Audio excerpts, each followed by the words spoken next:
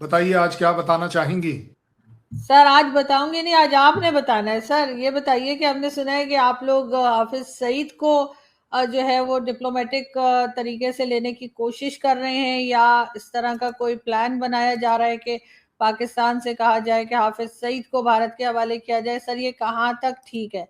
मैं बल्कि स्क्रीन पे जो न्यूज़ आई है वो भी दिखाने की कोशिश करती हूँ, उसका भी ना स्क्रीनशॉट। चलिए ये जब तक आप दिखाती हैं हम इस अच्छा क्या चल रहा है पढ़िएगा जरा।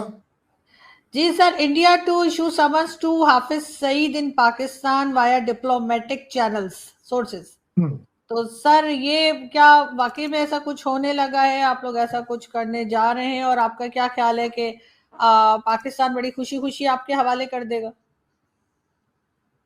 देखिए मैं तो यही कह सकता हूँ I don't want to create another Venezuela. अगर खुशी खुशी कोई दे दे ना दे दे पता नहीं, फिर जबरदस्ती हो जाए, फिर पता नहीं कौन से सर चार्जेस लग वो जाएं। सर वो तावर हुसैन राणा जो आप लोग लाए थे उसमें भी तो बहुत टाइम लग गया था ना।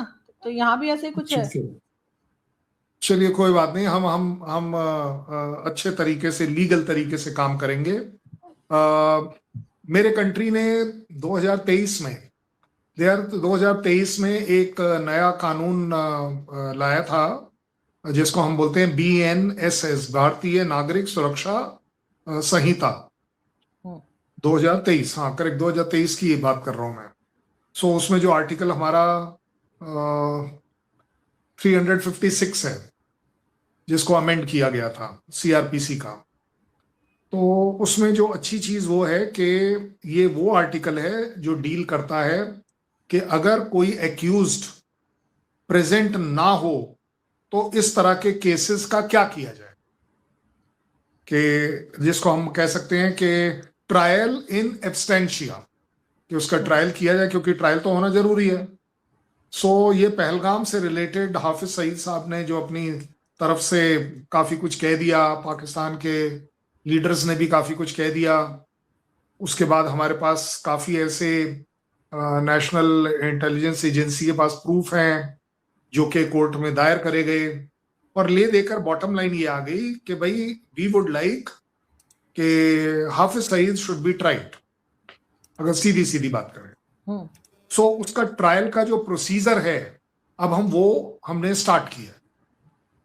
और ट्रायल का प्रोसीजर कहता है कि किसी भी इंसान को कोर्ट में आने के लिए हमें 2 बार 30 दिन के वफा पर, पहली बार एक बार समन दीजिए और 30 दिन तक वेट करिए, वो नहीं आता है तो 30 दिन बाद फिर एक समन दीजिए, फिर आप 30 दिन वेट करिए, और टोटल 90 दिन अगर आप वेट करें तो उसके बाद कोर्ट उस ट्रायल को सुन सकता है, उसको चला सकता है। अब इसमें जो प्रोसीजर है वो ये है कि जो भी उस इंसान की, हालांकि इस केस में वो इंसान नहीं है, मेरे ख्याल टेररिज्म करने वाला कोई इंसान कैसे हो सकता है, बट हमारी जुडिशरी और हमारी डेमोक्रेसी और इंसानियत बोलती है कि जब तक आदमी प्रूव ना हो जाए तब तक वो चलिए इनोसेंट है। सो उस पॉइंट ऑफ व्यू से उसको हमें जो भी उसकी लास्ट लोकेशन या एड्रेस हमारे पास है, हमें उसके ऊपर ये समन भेजने होते हैं। और अगर वो वहां नहीं पाया जाता है तो चपसा करते हैं, जहां पर उसी जगह पर जाकर उसको हम्म। चिपका दिया जाता है समन को। वो भी एक तरीका होता है। और इसके अलावा अगर उसके अड़ोस पड़ोसी जो उसको जानते हैं, जो उसके रिलेटिव्स हैं या उसके फ्रेंड्स हैं, तो ये समन हम उन्हें भी दे सकते हैं, और उसके बाद जो प्रक्रिया है वो स्टार्ट हो जाएगी। सो अब बात आती है कि हाफिज सईद का एड्रेस पाकिस्तान के लीगल सिस्टम के हिसाब से वो जेल में है, ये हाउस उनका अरेस्ट है कहना सर, है। लाहौर में हाउस अरेस्ट है। हाँ मैं वही, मतलब ठीक है, कहने के लिए हम्म। जेल है, मैं कह दे रहा हूँ, मतलब हम्म। मैं तो पाकिस्तान को बेनिफिट ऑफ डाउट दे रहा हूँ। सो अब हम आपके वहां जेल पर आकर उसको सर्व करने की कोशिश करेंगे तो शायद आप उससे मिलने नहीं देंगे हमें। हम अपने जो हमारी जो एम्बेसी है उसको बोलेंगे कि वो भी इसके ऊपर काम करे। बट साथ ही साथ क्योंकि ऐसा कहा जाता है कि रिलेटिव और फ्रेंड्स को भी हमें देना होता है कि भाई दे सकते हैं हम हमारे तरीके से। सो मैंने आज सवेरे हमारे यहाँ पर एक अपील करी थी कि इसकी एक कॉपी मुनीर साहब को भी देनी चाहिए, क्योंकि हम्म। ये तो लोग उनके अपने लोग हैं।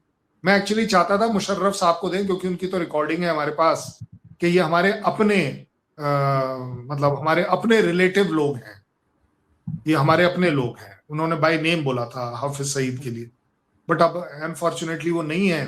तो मुझे लगता है वो रोल मुनीर साहब को अदा करने का पूरा पूरा मौका दिया जाए।